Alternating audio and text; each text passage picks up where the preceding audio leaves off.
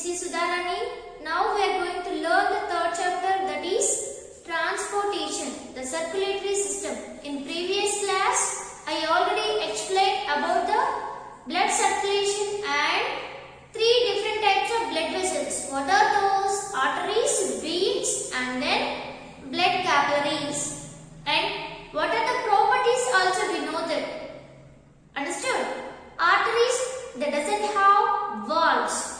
Due to the present absence of valves, more pressure will be applied and the blood will flows forcibly.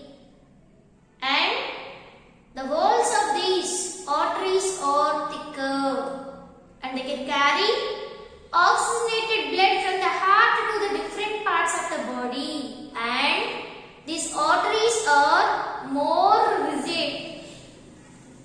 And let's go and see about the veins.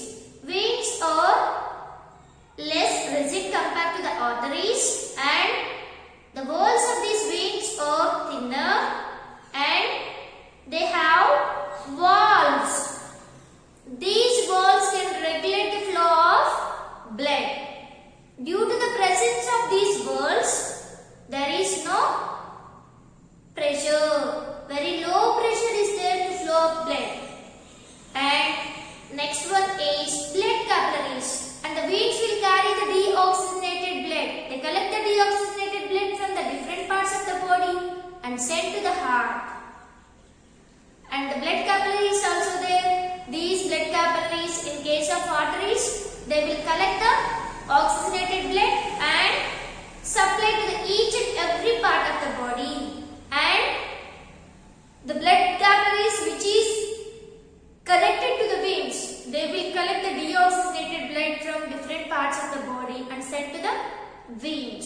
This is about the three different types of blood vessels. Now, let's go and learn about the cardiac cycle. How the process is going on there. How the blood can pump. Generally we know that, but in detail we can know about the circulation, that is cardiac cycle. How it can pump the blood. I'll explain now. Here, 4 different steps are there. What are those? The first one is isovolumic relaxation. When the 4 chambers are in relaxed condition, what happened? These upper chambers or the right chambers of the auricle, it can fill with deoxygenated blood, and the left auricle can fill with oxygenated blood from lungs with the help of pulmonary veins. These are pulmonary veins now. They will collect the oxygenated blood from the lungs, and here superior and inferior vena cava will collect the deoxygenated blood from different parts of the body, and these arteries can fill, the right auricle can fill with deoxygenated blood. Then, what is the first step I said? Isovolumic relaxation.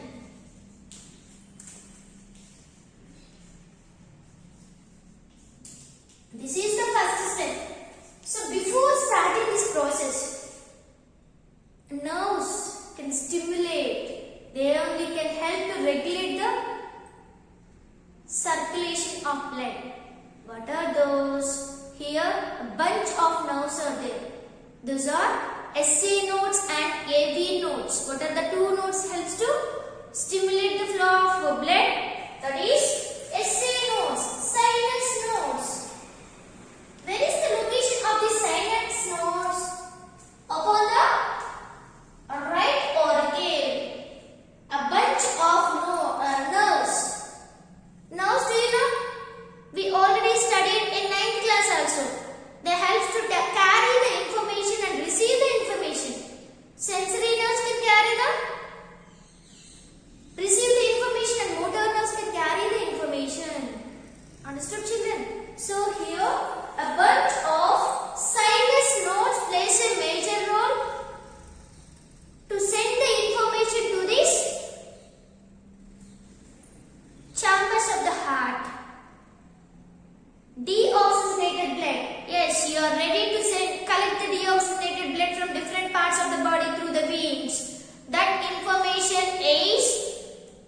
sent by these SA nodes, sinus nodes. Node in the sense a group of nerves, a bunch of nerves. Understood, children? They only can send the electric impulses. Electric impulses in the sense signals. Signals to the heart. Then what happened? This right auricle is ready to open to collect the deoxygenated blood. And one more node is present between the right auricle and the right ventricle. That node we call as AV node. What is the node? AV node. That is present between the right auricle and the right ventricle. What are the two nodes that plays a major role in this cardiac cycle? Sinus node and AV node stands for atrioventricular node. That is also, these nodes also made up of a group of nerves. They also carry the information. Then what AV node can send the information to the right ventricle, ready to open to collect the deoxygenated blood. When the blood is pumped, when these auricles are in contraction in the sense applying more pressure, sending blood to the next part. That is contraction. When they can contract, are ready to pump the blood to the next part. That is here. What is the next part of the heart? And both simultaneous processes will take place. Then this right auricle can collect the deoxygenated blood. At the same time, this left auricle also can collect the oxygenated blood from the lungs with the help of pulmonary veins. Understood, children? That is the first step. What is the first step?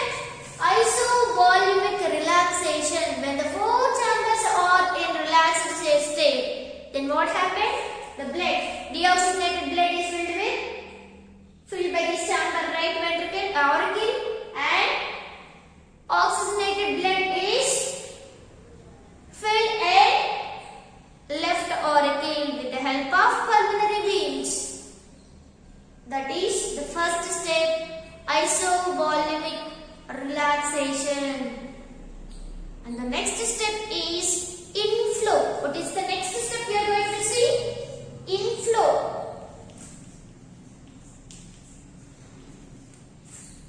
Inflow in the sense between these chambers. What is the process is going on there? When these auricles contract, then what happened? There is more pressure will be applied. Then the blood get pushed to the next chamber, that is right ventricle. And here also the deoxygenated blood get pushed into the oxygenated blood there now in left auricle. That can be sent into the left ventricle. And here there is a connection to the systemic aorta. Valve is there. This systemic valve. So we already know that aperture between the chambers, auricles and ventricles, and these are controlled by the valves. Here, in case of right chamber, we can see the tricuspid valve, and but in case of left chambers, we can see bicuspid valve or mitral valve. They only can regulate the flow of blood. When these chambers, upper chambers can contract, the flow of blood will take place in these ventricles. Right ventricle will collect the deoxygenated blood and the left ventricle will collect the oxygenated blood from left auricle. After that, what happened here? What is the process is going on there? Contraction. Flow of blood will take place now. The process we call as inflow. What is that? Inflow. And the third step is isovolumic contraction. Isovolumic contraction. This is the third step in cardiac cycle.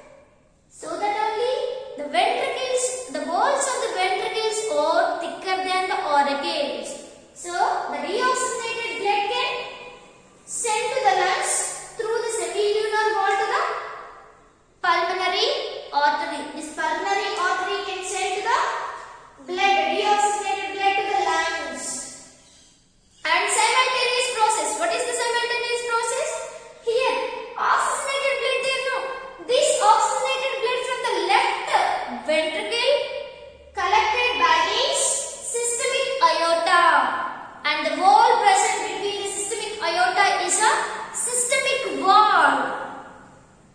So here more pressure will be applied and the blood will not come back. So here the valves will close forcibly. Then we have to hear a sound, that is a forcible sound, lub sound. What is that? Lub sound. Heartbeat sound, lub dub sound now. So due to the apply of pressure, more pressure, we can when the ventricles are contract, when they want to pump the blood to the left ventricle will send the blood to the aorta and the right ventricle will send the deoxygenated blood to the lungs. So more pressure will be applied and while pumping the blood, after pumping that, what happened? The blood cannot flow back now. If it is ready to flow back, the valves can close forcibly. Then we can hear the sound, lub sound. That is a active sound, lub sound. Very forcible sound. That is isovolumic contraction. When these two ventricles are contracted, then we can hear the sound, lub sound. And the blood gets sent to the respective veins. What are those? Deoxygenated blood gets sent to the lungs with the help of semi-lunar valve to the pulmonary artery, and the pulmonary artery can send to the lungs. And here the left ventricle can send the oxygenated blood to the aorta, largest artery. Then through the systemic valve. After completion, after sending the blood, then what happened? Again, these ventricles want to fill with blood now, and the auricles can send the blood. These auricles can send the blood to the ventricle. Then these valves can stop the flow of blood. Then the valves can close very silently. Then we can hear the sound, that is a dull sound we can hear, that is called dub sound. Understood, children? When the ventricles are contracted to want to send the blood in their respective veins, then we can hear the sound, lub sound. But again, these ventricles want to again refill with blood now from these auricles. Then what happened? The blood can come back into these ventricles. Then we can clearly hear the sound. When the blood ready to go back from this ventricles to the auricle, then what happened? The valves can close. Then we can hear the sound, that is the dull sound, dub sound. So that is the sound of the heart, lub dub sound. How they can cause? Due to the contraction of auricles and ventricles. When the valves are ready to close, then we can clearly hear the sound. Understood, children? That is about isovolumic contraction. Now let's go and see the fourth step in cardiac cycle. What is the fourth step? That is ejection. What is the fourth step? Ejection. Ejection in the sense, the last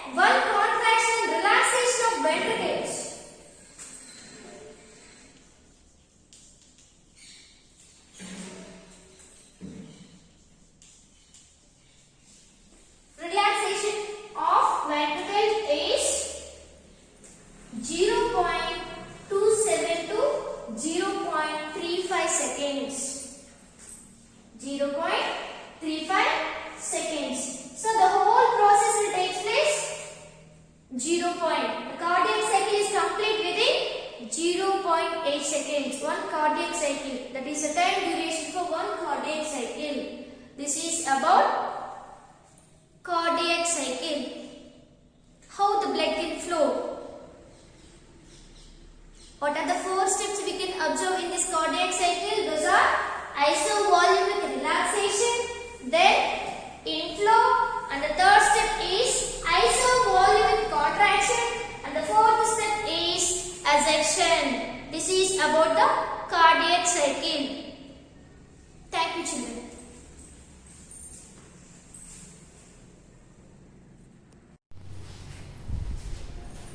Good morning, children. This is Sudharani. Now we are going to learn the 3rd chapter, that is transportation, the circulatory system. In previous class, I already explained about different types of arteries, veins, everything. And we already learned about cardiac cycle, how the blood can circulate in the entire body. I explained previously. What are the 4 steps we understand? We learn in this cardiac cycle. Those are, what are the 4 steps? Isovolumic relaxation, and the 2nd step is inflow, and the 3rd step is isovolumic contraction, and the last one is ejection. Those are the 4 steps we can see in a cardiac cycle. So for completion of one cardiac cycle, it takes 0.8 seconds. And we already know about that. What we know there? SA nodes and AV nodes. A group of nerves to form a node. SA node, sinus node. The sinus node can send the electrical impulses to the right auricle. Then the right auricle will collect the deoxygenated blood and send to the next chamber, that is right ventricle, through the tricuspid bone. So between the right atrium and the right ventricle, one more node is there. That node we call as AV node, auriculoventricular node.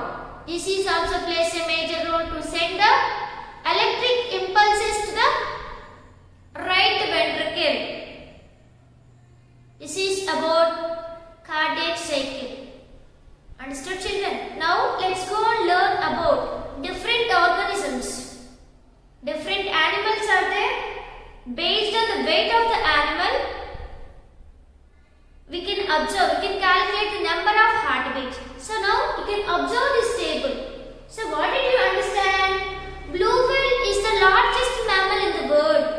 The weight of the mammal, blue whale, is 150 kgs. And the heart weight, the weight of the heart is 750 kgs.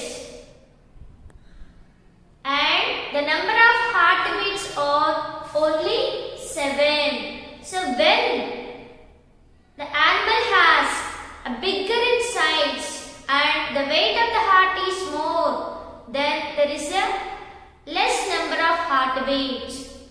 And then let's go and see elephant. Elephant has, what is the weight of the elephant? 3000 kgs. And the weight of the heart weight of the elephant is 12 to 21 kgs. And the number of heartbeats are 46. And let's go and see, in case of humans, man, the weight of the man nearly 60 to 70 kgs, and the weight of the heart is 300 grams. And then the number of heartbeats are 76. The last one, that is coltic bird. This coltic bird has 8 grams. The weight of the coltic bird has only 8 grams, and the weight of the heart is 0.15 grams, that is 150 milligrams. And the number of heartbeats are 1200. So here based on the table, what did you understand? If the weight of the body and the weight of the heart will be more, then the number of heartbeats are less. Understood children? What is it? Blue whale is the largest mammal and the weight of the blue whale is 1,50,000 kgs. And the number of heartbeats are very less. 7 only. 7 per minute. That is per minute. And if you see the cold-tit bird, it's very small in size. And the weight of the cold-tit bird is 8 grams only. And the number of heartbeats are 1204 per minute. So, based on the table, we can clearly observe that. What did you observe? If the weight of the body and weight of the heart are more, then the number of heartbeats are less per minute. If the weight of the body is very small or less in weight, then the number of heartbeats are more. Why? Heartbeat in the sense that is blood circulation. Circulating the blood time only, cardiac cycle only na. So, largest animal, the time taking process will be more for the circulation of the entire body. It will take more time and the number of heartbeats also. Cardiac cycle, number of cardiac cycles are also few. Understood children? It will, for example, if we compare, if we take only a room and you can run very fastly in that room very easily. But if we select a large ground, playground, then for running it will take more time compared to this room. So like that only, based on the size of the body also, the number of heartbeats will be maintained. The cardiac cycle will be maintained. This is about the cardiac cycle in different animals. And then let's go and see about simple, that is single circulation and double circulation. How the blood can circulate? It can circulate in two different ways. What are those? One is single circulation and then double circulation. Single circulation in the sense the entire body can supply blood from the heart at once. At one time only, the entire body can receive the blood from the heart, and again the blood can receive to the heart. That is, at one time only will take place. That is called single circulation. But in case of double circulation, what did you understand? The heart can pump twice. The blood can circulate to the entire body and it can reach the heart twice. That circulation we call as double circulation. So the best example for single circulation, in which animals we can see the single circulation? That is in fishes. Fishes has only two chambered heart. So the single circulation will take place in these fishes, but the double circulation will take place in human beings, reptiles. All these animals, they have to participate only. The circulation process will take place only double circulation. This is about the single circulation and then double circulation. Thank you children.